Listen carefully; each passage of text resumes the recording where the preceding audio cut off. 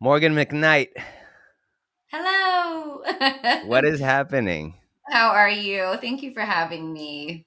Thank you for being here. I'm so genuinely, I'm feeling so blessed to have you here. You're such a beacon of light, and also like every time I see your things online and whatnot, I smile because you have like this very clean, a very clean look about you, but also this very tongue in cheek and very like you had. I'm gonna pull up actually one of your soon. I'm gonna pull one of your IGs Okay. because it was so good, and I shared it like on all my accounts, and it was. But I want to, as I told you, I want to get to know you and who you are. What is PMA, PMC, and how?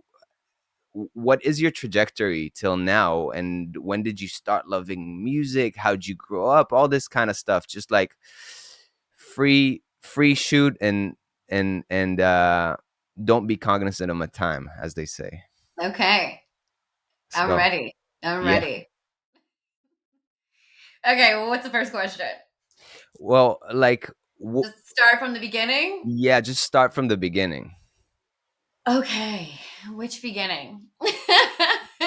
What let's start with like the first time you've noticed your appreciation for music.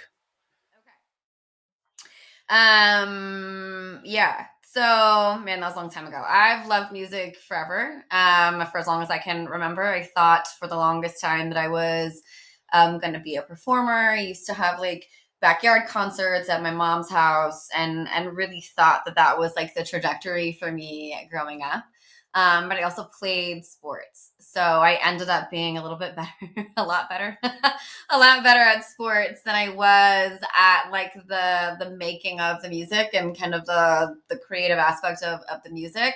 So, went in the sports direction and my like immediate childhood. But like through that was always the person like doing the mixtapes or, burning the CDs for your warm-ups and so on. And then, that actually brought me into college where I went to an art school. I went to the Academy of Art in San Francisco, and it was all hands on. It was very much an art school. I studied multimedia communication. So, a lot of media production, a lot of, at that time, Twitter was new. So, like learning using social media and radio and kind of all of these different avenues or mediums for media. Learned it all, played soccer for a few years, and then got into radio. So I worked at a radio station in San Francisco for about 3 years, internship to some street team stuff, to some, in afternoon show production, help blogging, like things like that. On a minimal level, I was still in school, but I was there probably every day. At that time, we all of us were there every day. I guess we hung out all the time. So when we weren't working, we were in the studio, and that kind of was my first real introduction into the importance of relationship as it pertains to like your career. Met one of my best friends to this day there, and we've been close ever since, and learned a lot about the ins and outs of the music business and the radio business specifically there. From that, went a whole bunch of other places. Was looking at law school before I found the Music Industry Administration master's program at Cal State Northridge, and immediately was drawn to it. There was just something, I thought at that time I wanted to go to law school, so I was looking and looking and looking for programs around LA, and then came across the MBA at Northridge. So that applied for that. Got into that kind of on a whim, like very much got accepted the day before classes started. It all really felt meant to be. I was just kind of going with it. Started, and then a year and a half into that, or about, I guess, maybe 14 months or so, 15 months or so into that, kind of was more engaged with the PMA, found out about the job, and then started that process, and the rest is history. So here I am. So it's kind of always been a love for music, but not sure of a direction that I wanted to work in the business. And then I think that this job really, in this community, really like the production music community, really found me. We found each other at the perfect time, but I think really found me. So the coming into PMA was when you really made the transition from this is my professional thing to this is like a thing that I like dabbling with, or when was did you have a moment where you transitioned from this is my passion to this is what I want to do? Yeah, I think it came after I we had the first PMC, the Production Music Conference that I put on, and that was in 2016 was my first one that I did. I think after that, um, having gone through, pretty much a whole calendar year, then finishing up that the year after the conference, then it really, I was fascinated by the fact that I felt like I knew nothing still. A lot of the times in career paths or in jobs, I would get to a point where after like a year, 10 months to a year and a half, it just was redundant and there was no more learning and there was no more growth. So I think when I realized that I still didn't know anything, I just put on an event. And I think that's, to be transparent, a lot of that is why I came into the position and got hired into the position was because of event production experience that I had previously. And then, obviously marketing and some digital, social, and some other things that kind of tied in well. But the event planning aspect of it was a natural fit. So when I could do the event thing and then realize that there's this entire world to learn, it was kind of head down from there. And then, a few years into it, it just became, it became family. It became community. It became, my extended 1,000 cousins that I see a couple times a year, and it's just it's again it's been a blessing. So yeah, there was moments I think it planned, when I planned that conference, and then I think recently over the last few years the commitment to the community has grown, like the advocacy for the community has grown. And I'm finding connections in between like the law stuff that I wanted to do and kind of the community work here. So it really is just blending very nicely at this point. Mm.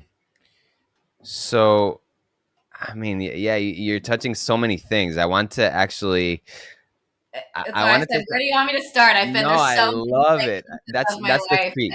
That's the life. treat. Every conversation is like jazz here. Like I love it. Like there's a tree, and that's what the story gives me. It gives me branches Mhm. to talk about. And what I love is the a few things. First of all, is that you came from let's say platonic love for music, Mhm. but you had like a certain extra where like music connected to gym or to whatever, and it gave you drive, it gave you something, it gave you a meaning to do the other things. And then you got into event planning, which doesn't necessarily have to do with music but has everything to do with music. And then you you decided that you're not learning enough, and that's the biggest thing in my opinion, because you are it shows that you are a constant learner, that you're a student, that you love you see things from an outside perspective. How do you observe yourself as let's say you're stagnant or you're moving or you have this like how do you differentiate between the feeling of standing still to being able to really expand from something? Yeah, that's a great question. I mean, I think there's moments for both, and when you pay attention, kind of like internally, but also like paying attention to your surroundings, you can start to feel when those moments are. I think for me, I've for me, I'm always more on the like, okay, let's keep going. I rested a little bit. Let's keep going. Let's keep going. I think, to what you just said, there's always something to learn. Mm, So I kind of feel like if I stay still for too long, I'm going to maybe not get left behind, because I don't believe that, like, I think people get left where they stay where they need to be, right? They get left where they need to be. Um, they're on their own path, right? So if they leave your life, it's neither here nor there. Um, but I think you have to be constantly. I guess I'll say this for me. For me, I had to be constantly. I'm never done learning. I think that even in this job, I've been here 8 years. I didn't know anything seven mm, years ago, and now I maybe know 85%. mm, And then they launch, this new platform, and then this streaming service, and then, you know what I mean? So, especially in this business, you can't be still for too long, because you're going to be confused. But that means different things for different people. You know what I mean? Like for me, moving forward and continuously pushing forward and looking for growth, or looking for, whatever that means, is representative of, the community needs, and those change all the time. So if you are too still and too, like, comfortable in the place that you are, there's nothing wrong with that. I love stillness. I think stillness is a beautiful thing. But you can't necessarily stay still for long periods of time if your goals are bigger than stillness and, where you are currently. For me, the growth was, I mean, all of my growth, I will say, happened after I moved and got uncomfortable and left my home state and did the whole thing that they always say, get uncomfortable, and then, it'll all change, and it happens. Like, I think you do need to get uncomfortable in order to, you know, um, just grow. So when I got here and was in a new place, I found myself, like, recommitted to learning and not distracted any longer.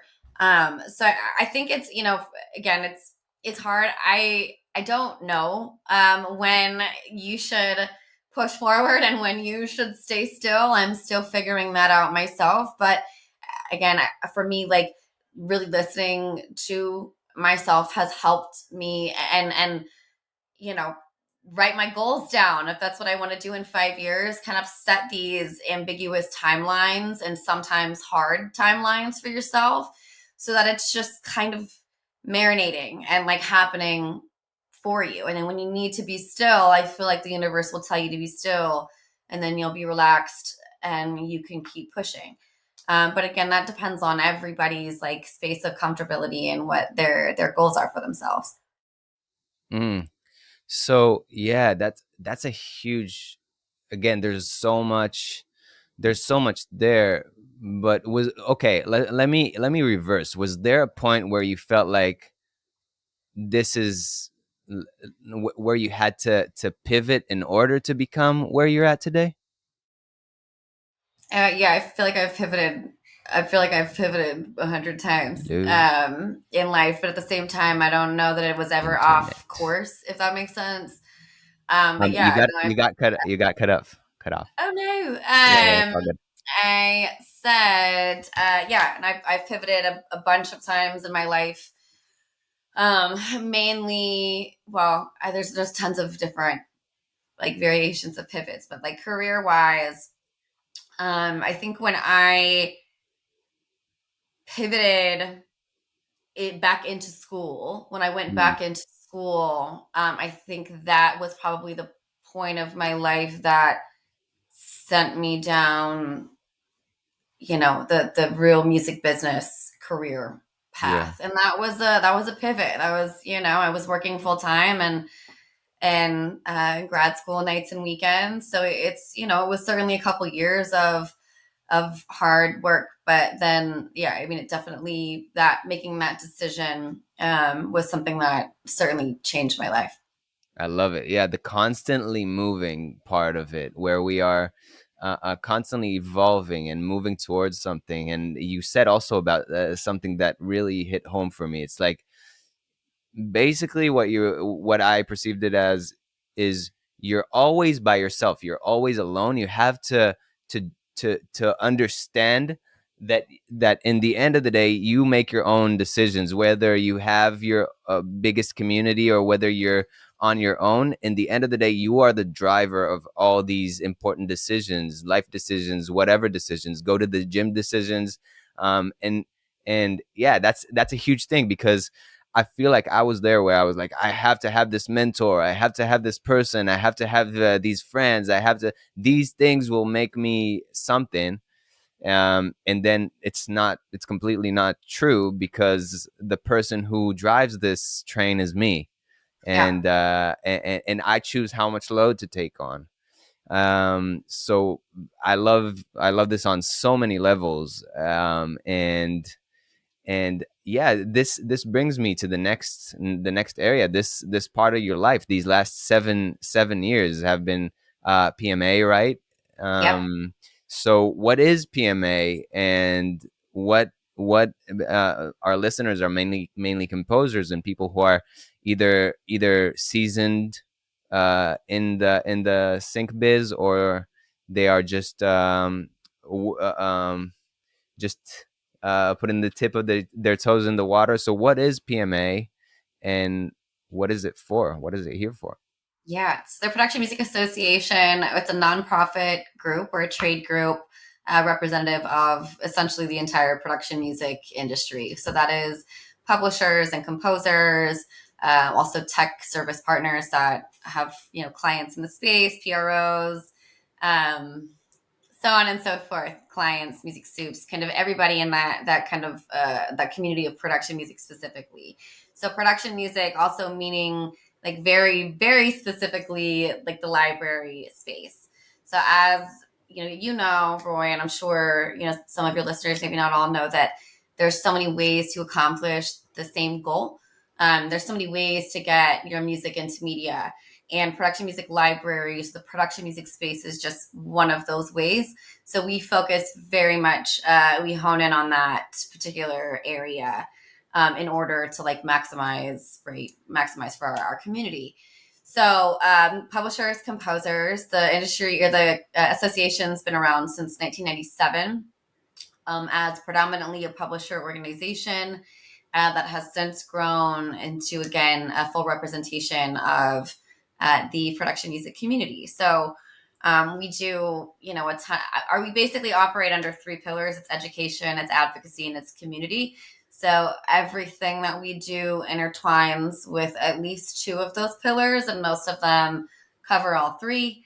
But we're a great group of people. It's about 150 or so company members, Wow. library members, and five, 600 or so composer members. So it's a pretty significant piece of the production music space, and again, continuing to grow. And it's international, right? We have members from all over the world, every continent. I always say this: every continent except Antarctica Mm, is covered. So it's vast, right? It's very diverse, and I say diverse as it pertains to territories. I still think we have some work to do on the other aspects of diversity, but it's a great group from all over. Tons to learn.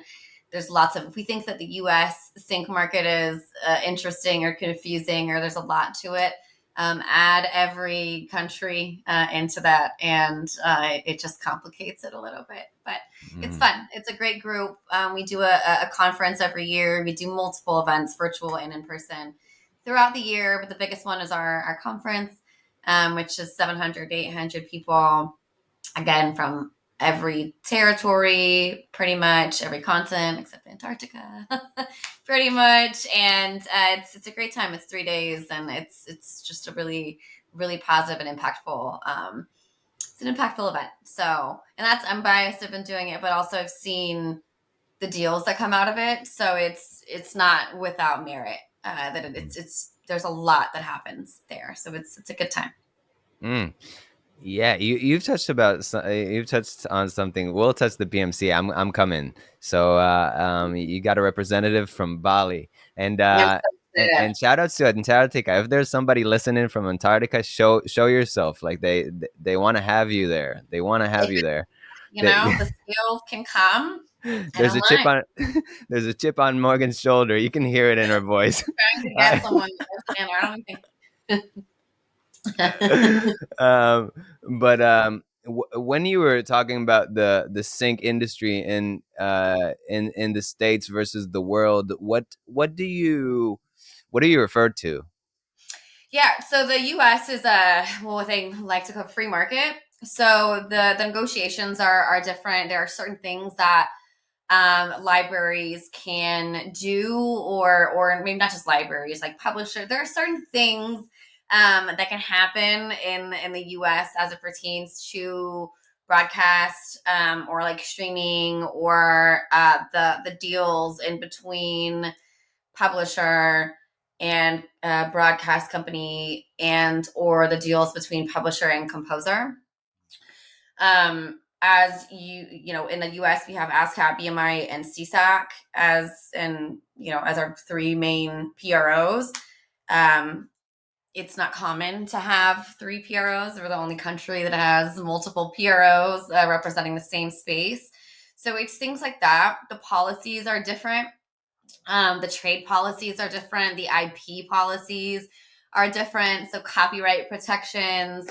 In some territories, they're fighting. There's legislation. They're trying to lessen the copyright length after you die. So like there's constant changes in policy and legislation all over the place, and it's not just necessarily specific to like music. It can be something as it relates to the trade, or like I said, like IP, and any of those things can really disrupt, anything, the whole system, really at any point.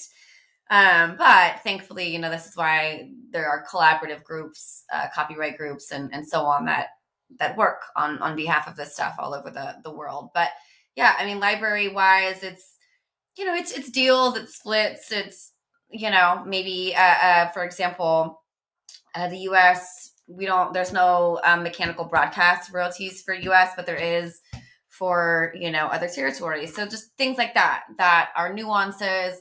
And when you think you have it figured out, you get a sync in Germany, and then you don't know how to get your royalties from GEMA, right? So it's a vast, moving, constantly changing business that we're fortunate to be in. Mm. Is there like a current thing that really sits in the forefront of you as you are kind of learning and dealing with this landscape? Or there like new things that you are kind of getting exposed to lately that you want to share? Nothing that no, I mean nothing that I mean, I guess I can. Nothing that people don't are AI is all really everyone's talking about at the moment, and Mm, that's at every level, from composers to our legislators. There's working groups in Washington that are focused on these issues. There are court cases, as I'm sure folks know, all over the place around AI and training and fair use, and what's going to be legal and what's not going to be mm, legal. What we're finding is the hiccup, which um, I don't think should be a surprise, but I guess I will offer my like "don't freak out yet" vibes out the world if I possibly can. There's not the rulings that we've seen come down thus far, and again, I'm not saying this could never change, right? Like this is going to be dependent on our legislators, and anything can happen when yeah, you say it like that. yeah. So, but as it stands and kind of where we are right now, right, there's the question around, okay, fine, but if it's not copyrightable, it's not licensable. Hmm. So that appears to be the roadblock that I think if that appears to be the roadblock. And I was going to say, if they want to take composers out, they got to figure that hurdle out. But I'm not going to Mm, encourage them to do that. yeah. Yeah, I don't know. Again, it's too early. I think there's too much happening with it. I don't see it running rampant. I do think it's a tool, right? Like it's going to be a tool. We just don't know what that looks like yet. And as far as information wise, I mean, again, it's all very fluid, right? Because we're not the music sector is not the only industry impacted by this, right? The whole like intellectual property copyright groups are affected, from the medical scientists to the authors to, you know what I mean, screenwriters, like every IP is artists, photographers, like every IP is impacted. So the pressure that is on, the I will say our our Washington, I guess, in Congress, the pressure that's on from various groups, not just domestically here in the States, but also in every territory. And again, there's different rulings. Japan recently had a ruling. I think that, and I don't know if I'm not up to date on it, so I don't want to quote the like final ruling because I don't have it in front of me. But there was something in Japan that came back ruled kind of in the opposite direction of like in favor of AI.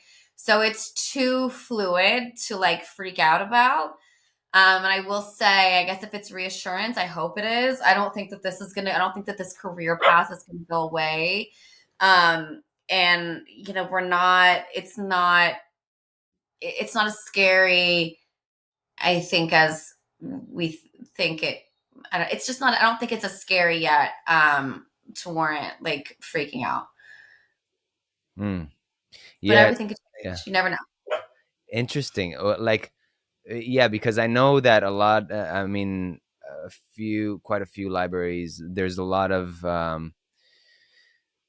in the past year, samples has been something that has been really on my mind, and I see libraries like making their own sources, and I see some things. What are current, I guess, things that you see libraries, I guess, what are current trends right now with libraries around the world, because you know so many of them. So Yeah.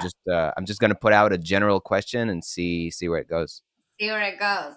Yeah, great question. And by the time that this goes public, this could Yeah, all change. So I'll yeah. just put it out there. But we've seen a lot of libraries tap more into sounds from different countries. Um, More, world. I don't want to say worldy because but sounds from different countries. Mm, And like, for example, a publisher. I just saw a publisher post um, does anyone know of mariachi players in Mexico? In Mexico. mm, So there's a lot of that happening, I think, to expand.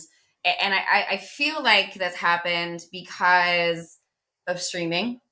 mm, So when streaming, you know, and the content on streaming expanded, I guess, that content was coming from everywhere.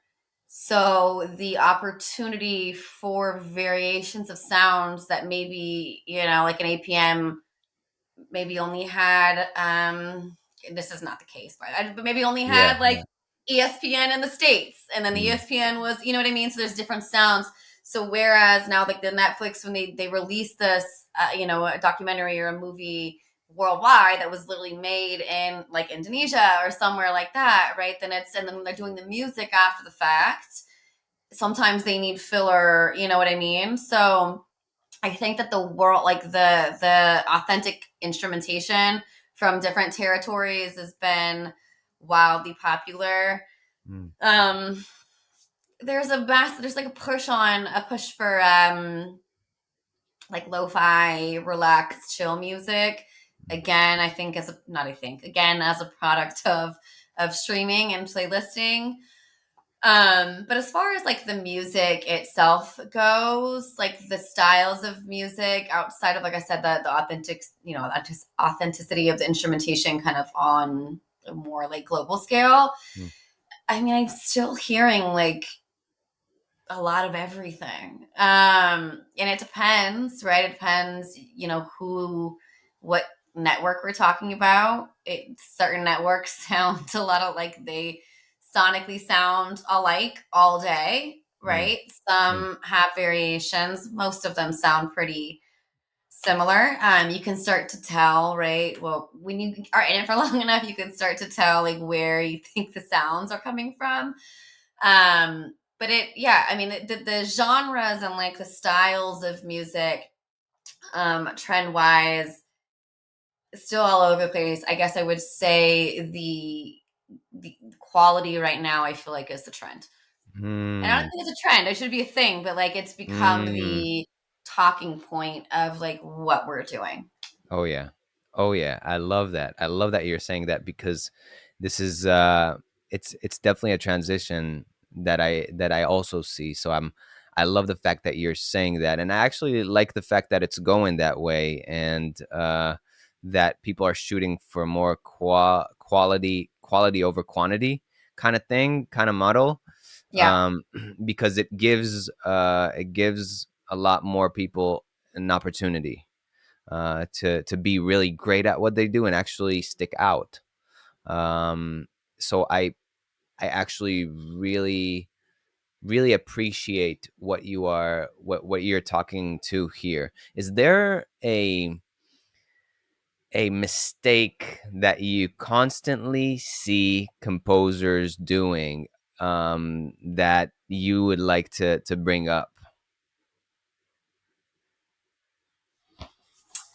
Um, yeah, I think that the biggest, well, there's two things. I'm going to say two things. I think the first thing is you need to be really careful what you say and to whom you say it. Mm, Um, I think that we all get frustrated, and there's always things that we're not going to like. There's, maybe a deal you don't like. I think that, be careful what you say and whom you say it to and where you say it. mm. The entire music business, by the way, this is not just applicable to the entire music business is like this big. It's tiny. Ha. It's like 2% of the Mm, population. It's mm, tiny, right? Like it's this big. So when you start to meet people and people start to know who you are, it doesn't take, it's going to take less time for you to fuck up your reputation than it's going to take for you to build it. So be careful. Um, and but that doesn't mean like be fake and like be weird. That just means like maybe just be careful. Be careful of what you say. Build the team around you that you trust. Build the people around you that make you feel like yourself, like your whole like authentic self, because that's really important in creativity. And if you feel, like just be careful with who you build the team around you that is going to look out for you, and keep that tight while you're kind of expanding your own individual branches, right? The second thing I will say that I think is social media has made people very comfortable in reaching out and messaging. That's all fine and dandy. I'm not. I'm was very much of a mind, before that social media is a great service, like to get in touch and to follow people. I think that what a lot like a huge frustration that I hear, not just on our side, but also on from music supervisors, a lot of them that are my friends, and that we just we talk often.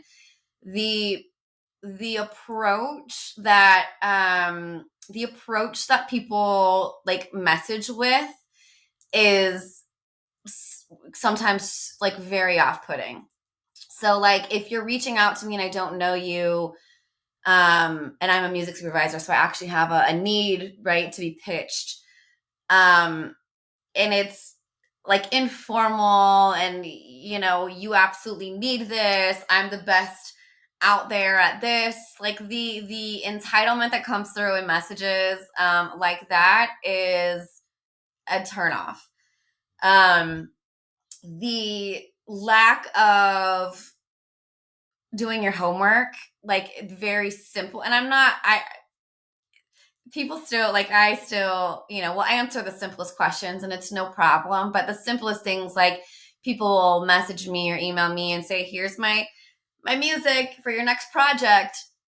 And we don't license music. We don't take music. We're a nonprofit. Like, we don't do any of that. And it's very clear when you go, and it's our website's there and it's linked in my social media and then the PMA social media, and like, it's not inaccessible. So the lack of, I don't know if it's lack of comprehension or awareness, or the mass, right, the mass spam email. Like, slow down on the spamming of your links out, and be more intentional about who you're reaching out to, and learn about them, get to know them. Feel like if you vibe with them, you vibe with their content. If you like what they post on Instagram, or you know what I'm saying? Like, those are the things that you should do first, before you throw yourself at somebody in the DM. Because the worst is it's going to get, or the best case is it's going to get deleted. The worst case is you're going to get blocked and never be. So you just learning, having a little more patience, and I guess taking the entitled mentality out of it, is going to would do wonders. It'll do wonders. Everybody, I shit you not, everybody is the best. Everybody is the best composer and the best producer and the best guitarist and the best pianist. Everybody. Um, Give me something okay.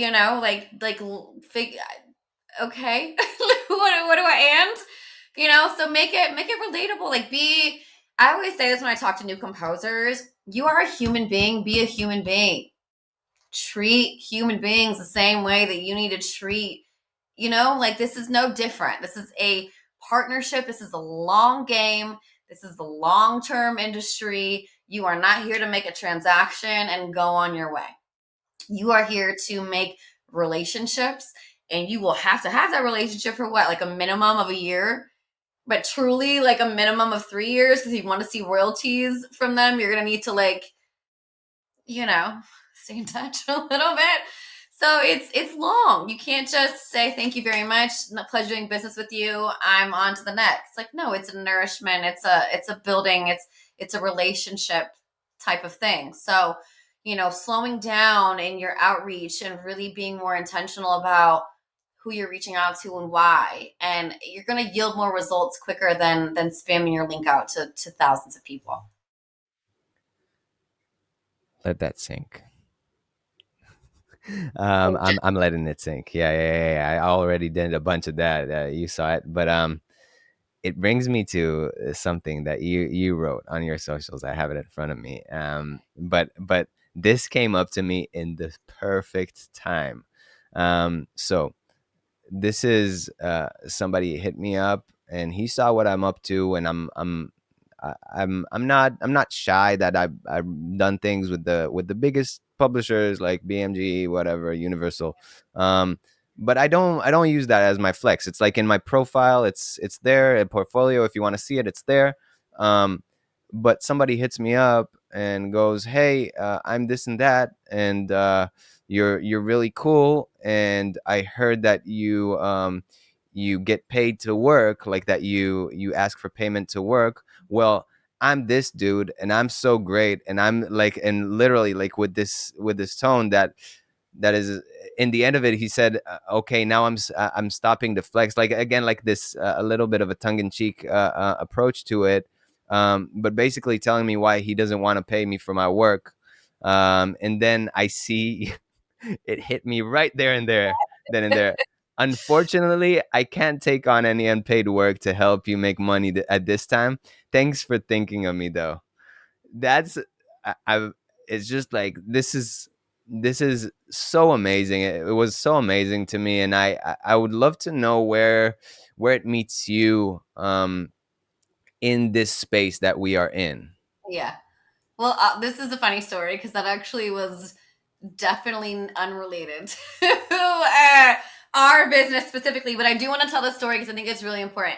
So I, along with like having this role and being with the PMA and running this whole thing, also, like I said, hustle. I like to work, so I have side things, right? I always have something else going on the side. So for a long time here, this was in California, but now in Texas, it was coaching soccer. Mm. So I was coaching soccer here. I basically left the club that I was working with, and then there was another club that I was basically speaking with to kind of help grow, help their business development and coach a team and kind of so on and so forth. And I went through a couple meetings, and it was cool, and I was like super excited. I love coaching. I think it's just I played soccer in college. It's like my and the kids. It's just a good way for me to like get outside and have a little fun.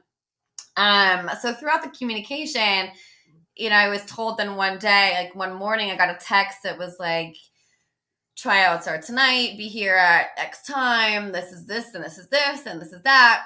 And I was like, okay, great. Like, I'll be there. And then I was like thinking, and I was like, wait, I don't have an offer or like anything on the table. I don't have anything that says anything. Mm. So I, wrote and I was like, hey, looking forward tonight. Can you please like send me an offer so we can have paperwork on and so on. And then they sent over a volunteer coach packet or a volunteer coach agreement. And I was like, so I'm learning about this event or these sessions at 8 a.m. in the morning. The sessions start at 5 p.m. It's 4 hours of my night. And I'm for nothing, just for fun. Because I can't just to build, and you want me to help be a face because I'm a woman coach and all these things to build your teams for fun. So that is kind of where that stems from, but transitioning that into, a little bit of what we were just talking about, but also kind of this industry and kind of how we navigate it, right? Because it's not ideal. It's not an ideal trade business where you are handing something over for a piece of paper that says maybe. If it does, then here. If not, I don't know. So it's not like necessarily normal. So I do understand the frustrations, and I understand, the advances conversation and kind of all of these things that encompass, this industry. What I want to say about it, first and foremost, you should never work for free. So you don't have to work for free. These companies have money. You don't need to work for free. You don't need to do projects for free, even if it's a percentage on the back end. It's not. I'm not of the mind that you need to work for free. I understand helping a friend out if you want to. Like I'm never opposed to a favor or whatever. But I feel like we, as creatives and as composers and as artists and musicians, mind you, this is how it works on the record side too. The advances are just much bigger, but then you don't get paid for 2 years ever, right? So like, it's not any different. It's just the length of time and the way it's structured is different, right? But like the concept is the same. So all of that to say, knowing your value and holding on to that value is you're gonna turn away the people that don't value you, and you're going to attract the people that are going to add value to you. So you don't need to work for free. If you choose that for yourself, that's your decision. But never feel pressured into, I have to do this for free for my portfolio. There's plenty of projects out there that will pay, that are maybe small budget projects that will pay for your, that will contribute to your portfolio. So, and honestly, the where it comes from is, I mean, it's profit margins at the corporate level, right? It's they can I will say 98% of the time they can afford to pay you something. Yeah, because I mean, I see with a lot of libraries that they have like a policy that they don't really pay upfront fees.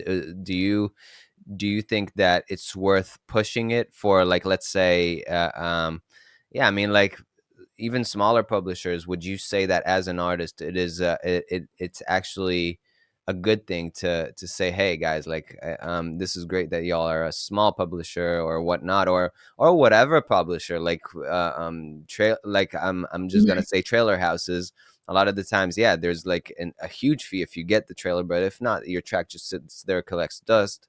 um and I haven't figured it out with with myself. Are you do you think that every one of these places can bring out can take out their wallet for that case? Um, no, and here's where I think it gets a little bit sticky, right? Because I guess in certain cases where, maybe a library is commissioning you, for example, to do a full album with orchestra or whatever, in those cases, I feel like, and this isn't always going to be the case, but I would say in those cases that those are moments that deserve costs covered and perhaps, an advance for time. Um, in cases like, there are a lot of libraries that are really like distributors. Um, so they're not producing in house, right? Like APM is one of them. APM is the biggest, but they don't produce any music in house. So it's all from other catalogs and it's all distributed right through them. So They're a in huge cases sub publisher, yeah. yeah. So in cases like that, it's like in their case, no, right? Because it's representation, it's distribution, and not Mm, necessarily I'm hiring you to do this concept mm, album for us. So I think that they're where, and again, this is, we talk about nuances. The nuances in this industry are all over the place too, right? Even in this specific little tiny one. So it's hard to give a straight answer because do I think that everybody, all artists and labels and artists in general, songwriters should be able to make a living off of their music? Absolutely. At 100%. And I will continue to like fight for that. But it's, as you know, much bigger. It's not just that, doesn't limit itself to the production music space. So I think that there's larger like priorities and larger pieces of this puzzle that I think we need to, I'll say, tackle first, or like crucify first, before mm, we get into like really what the fuck are you doing libraries, yeah. right? So it's going to depend on the project. It's going to depend if you shop, one song to a library and they really love it and they want to put it on an album. I mean, negotiating, for what, maybe $100 advance or a $200 advance, it's not a lot, right? In some cases it's bigger, but they're not high amounts. So is that worth like risking your longevity Mm, in your career? And again, it's for everybody to weigh. I know mm, some publishers are trying to make it more of a habit to or trying to ramp up advances and things like that, or session fees and so on. So we're getting there. I think that there's work to be done, but I feel like, again, like there's like bigger fish to fry, kind of. And I think that mm, once those fish are fried, that some of that will like lighten up on this in this level of what we're talking about here, right? Because the livability will be different, or mm. should, I hope, is different at some point. So yeah, the observation of it that you are presenting is just like a long-term relationship as opposed to like a one-time fee. That can be the case and cannot, and it's just I feel like this whole conversation is around like the relationship that you build with these people will also enable you to ask down the line. So that's actually something I love, and I'm saying that from a perspective where I've had albums that I've made that I haven't gotten paid for, but I'm really happy I did because they've pushed me to a level professionally and personally where I'm like I would actually pay to learn these things, to be honest, like at some as a professional, like you were talking about learning and expanding, and even though these aren't guaranteed paydays right now, would these $200 per track change my life? Probably not. Um, and and and I mean, like, and again, down the line, one moment. Beep, beep, beep. Yeah, there's cars outside. It's okay. I have four, so I'm actually surprised that you haven't heard them at all Yeah, today. yeah. She's She's usually chill, but there's vehicles outside, so she's going crazy. Anyhow,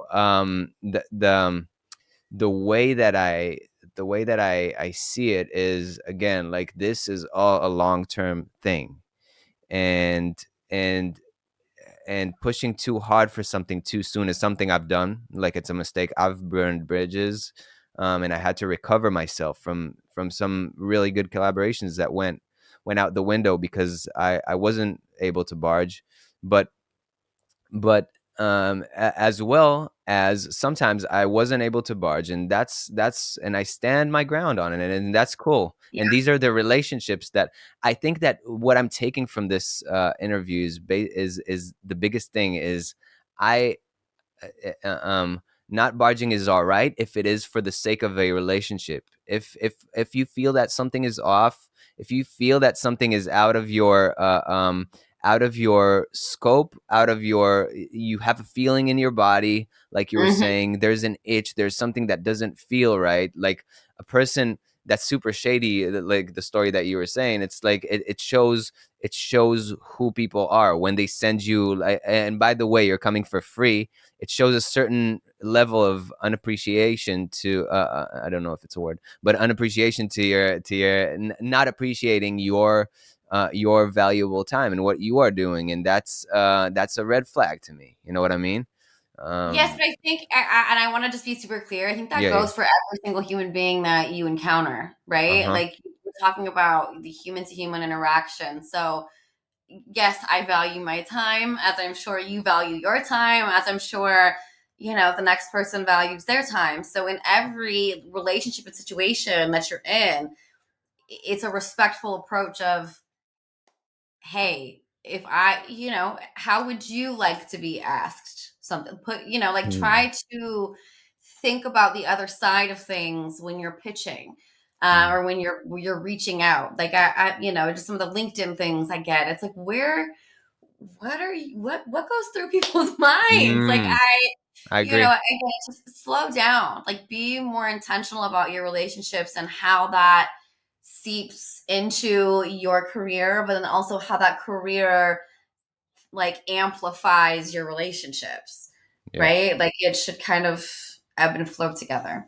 Yeah, it's a people's business. Like, it's I feel like there are other places where you can say it's more of an online transaction, but this is definitely like 100% a people's business. And I would argue that this is one of the reasons that I'm coming to PMC, is because I want to show my face. Like, I want to actually be able to connect to the people. It's all right to be in your room in wherever Yeah, you are in Italy, but at some point you will have to have a little bit of an edge on other people. And if you show your face, like the guy who connected us, shout outs to Marcus, because he's listening. And like, what I love about this dude is that he shows his face everywhere. He's just like, yeah, he has this omnipresence about him.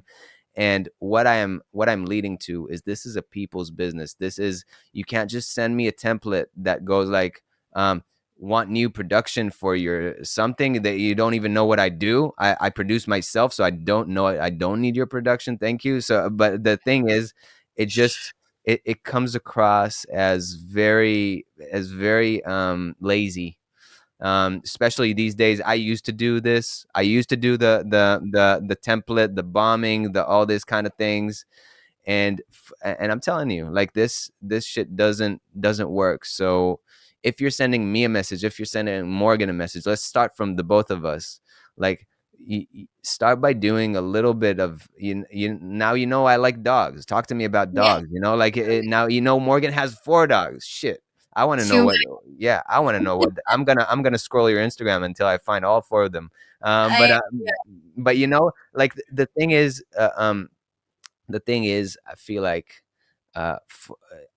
I've gotten so much. I just want to put this into a little thing. Is I I can't stress more how this is, how you in this day and age, you need to come across as a person, and as a human. And And with all the technical stuff, that all the mumbo jumbo that we were speaking about AI and all these things, like this today and this day, and what is it, it's July 2023. W- Human connection is the most important thing, in my opinion. And it can also, it can also reinforce somebody's loneliness if you are sending him this shitty message that you you just feel like sending to everybody. Yeah. Anyway, yeah. Yeah. I almost say like I would rather like ask questions. I would Mm, rather get a question of, hey, I'm not really sure. And trust me, I do this all the time, right? People say, I'm not really sure if the PMA is a good fit for me or if this industry is a good fit for me. Can you chat? Or maybe you can help, or you know what I mean, like very kind. I don't know if it's for me.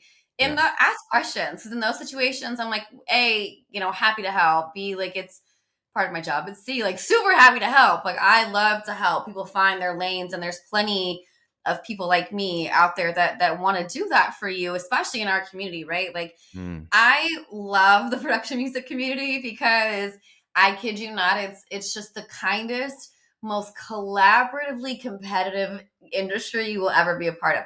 It's literally competitors, but they're quite, again, literally business partners in other territories. So it's just this massive web of like friends that work mm, in the field.